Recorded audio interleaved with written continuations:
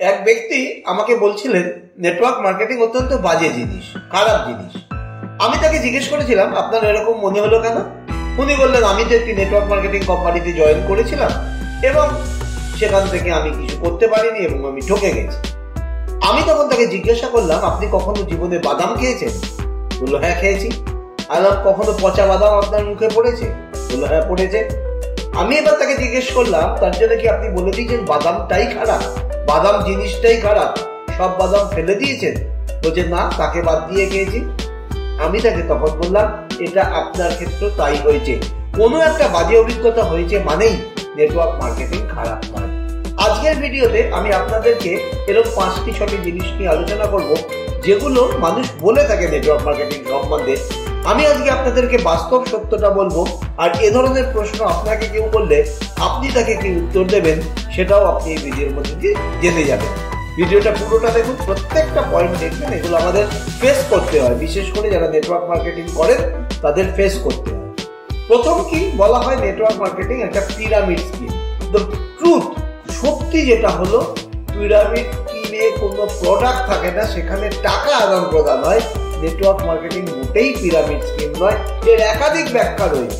Network marketing কোনো মতেই pyramid scheme নয়। Next, you need to be a sales person to succeed. সফল হতে গেলে আপনাকে সেলস পারসন হতে হবে, একেবারেই দেওয়া নয়। নেটওয়ার্ক মার্কেটিং নির্ভর করে রিলেশনশিপ, আপনি কতটা সম্পর্ক ভালো বানাতে পারছেন, এডুকেটিং পিপল, মানুষকে কতটা শিক্ষিত করতে পারছেন, অ্যান্ড প্রোভাইডিং ভ্যালু, তাকে কতটা ভ্যালু দিতে পারছেন। এগুলো যত ভালো আপনি পারবেন তত আপনি সাকসেস হবেন, মোটেই আপনাকে সেলস পারসন হতে হবে না। নাম্বার 3, আরেকটা কথা কি বলা হয়, it is a quick way to get rich. খুব তাড়াতাড়ি বড়লোক হওয়ার এটা রাস্তা। এটাও আপনি আপত্তি করবেন, মোটেই তাড়াতাড়ি বড়লোক হওয়ার রাস্তা নয়। পরিশ্রম করলে হ্যাঁ অনেক কম পরিশ্রমে বড়লোক হওয়া যায়, তা বলে মোটেই আপনি রাতারাতি বড়লোক হবেন এই ধারণা নিয়ে থাকবেন না।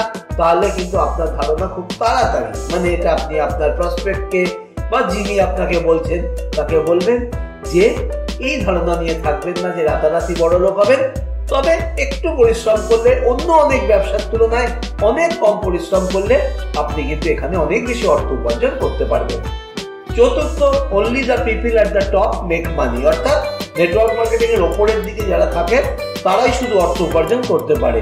এটা একদম ভুল তথ্য। যদি আপনি কিছুদিন নেটওয়ার্ক মার্কেটিং করে থাকেন তাহলে আপনার জানা আছে নিচের দিকের মানুষ, অর্থাৎ যারা পরে এসেছেন বিজনেসে, তারাও কিন্তু significant amount of money earn করেন।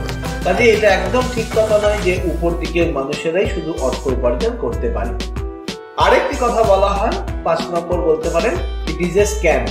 আরে যদি এটা স্ক্যাম হতো তাহলে রবার্ট কিওসাকি, টনি রবিনসের মতো বিখ্যাত মানুষরা এই ব্যবসায় আসতেন না।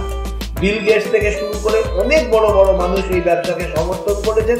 কোনো স্ক্যাম ব্যবসায় নিশ্চয়ই মাইক্রোসফট কর্পোরেশনের যিনি মালিক তিনি করবেন না।